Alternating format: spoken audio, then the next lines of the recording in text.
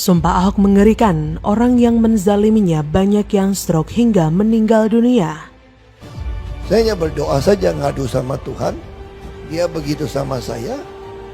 Kalau Tuhan mau menghukum dia, makanya saya dalam menjawab di pengadilan, kalau kalian menjolimi saya, maka Allah akan mempermalukan kalian satu persatu. Dan itu ternyata Allah lakukan. Dan saya punya pengalaman orang yang ngerjain saya, dari saya berpolitik, dari yang stroke sampai mati banyak. Saya bisa hitung orang-orang itu. Makanya bagi saya pembalasan itu adalah haknya Allah, bukan saya. Saya sangat sedih. Saya dituduh menista agama Islam. Karena tuduhan itu sama saja dengan mengatakan saya menista orang tua angkat dan saudara-saudara angkat saya sendiri yang sangat saya sayangi dan juga sangat sayang kepada saya.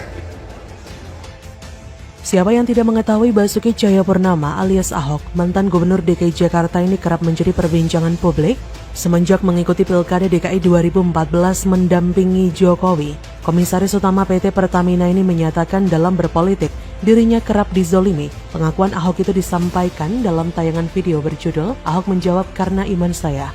Ahok menyebut dirinya sangat percaya orang yang kejam kepadanya bakal mendapatkan pembalasan karena Allah yang ia kenal dalam Yesus adalah hakim seluruh bumi.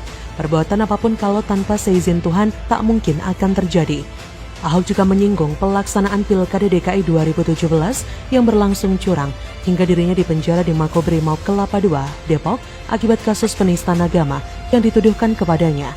Namun menurut Ahok, ia dicurangi pun atas seizin Tuhan. Tanpa seizin Tuhan, tak mungkin juga ada pihak yang mencuranginya. Maka dari itu Ahok menerima cobaan tersebut karena sudah ada yang menetapkannya. Ia pun menyebut orang yang merancang kejahatan kepadanya biar Tuhan yang membalas. Gubernur DKI Jakarta 2014-2017 itu juga mendoakan orang tersebut agar mudah-mudahan bisa bertobat.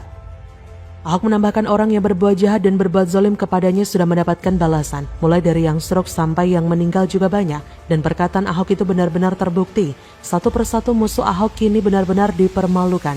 Ini terus diulang-ulang sehingga banyak yang percaya kalau ucapan Ahok benar-benar ampuh. Ada yang bilang ini dikarenakan doa yang dizalimi dan teraniaya biasanya sangat ampuh dan mujarab. Bahkan sejak ucapan Ahok tersebut, netizen pun mengaitkan sumpahnya tersebut karena dinilai telah banyak terbukti. Bahkan ada yang meminta agar sampaikan kepada Ahok untuk menyudahi sumpahnya. Sebab sesungguhnya Ahok tak pernah menodai agama Islam seperti yang dituduhkan kepadanya. Pidatonya yang menyinggung surat Al-Maidah 51 itu sebenarnya tidak ada yang salah sama sekali. Namun ada saja orang licik.